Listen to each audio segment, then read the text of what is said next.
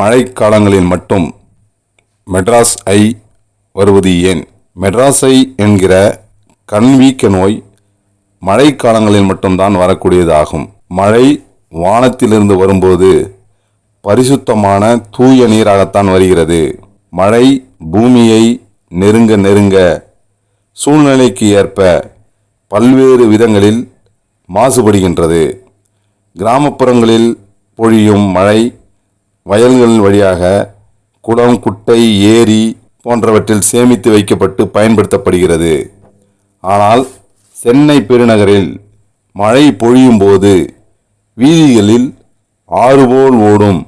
அதில் சாக்கடை கழிவு நீரும் வீதிகளில் கொட்டப்பட்ட பல்வேறு வகையான குப்பைகளில் இருந்து பல்வேறு விதமான நச்சுக்களும் பல்வேறு விதமான நோய்க்கிரிகளும் கலந்த கலவையாக சாலைகளில் வழிந்து ஓடும். அந்த வழியாக வேகமாக கடந்து செல்லும் கார், பஸ், லாரி போன்ற வாகனங்களின் சக்கரத்திலிருந்து பட்டு தெறிக்கும் சாக்கடை கலந்த மழைநீர் அந்த வழியாக செல்லும் பாதசாரிகள், இருசக்கர வாகனத்தில் செல்வோரின் கண்களில் பல்வேறு நச்சுக்களும் பல்வேறு வகையான கிருமிகளும் கலந்த மழைநீர் பட்டால் அவர்களுக்கு கண் சிவந்து கண்வீக்க நோய் ஏற்பட்டு சீழ் வெளிப்படும். பெரும்பாலும் ஏதாவது ஒரு கண்ணில் மட்டுமே நச்சு கலந்த மழைநீர் பட நேரிடும்.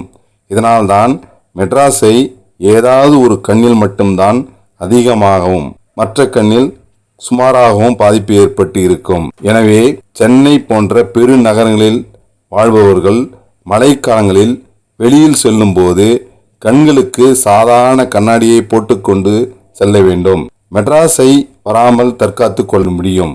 மக்களே, உங்களுக்கு இந்த வீடியோ பிடித்திருந்தால் லைக், ஷேர், சப்ஸ்கிரைப் செய்யுங்கள்.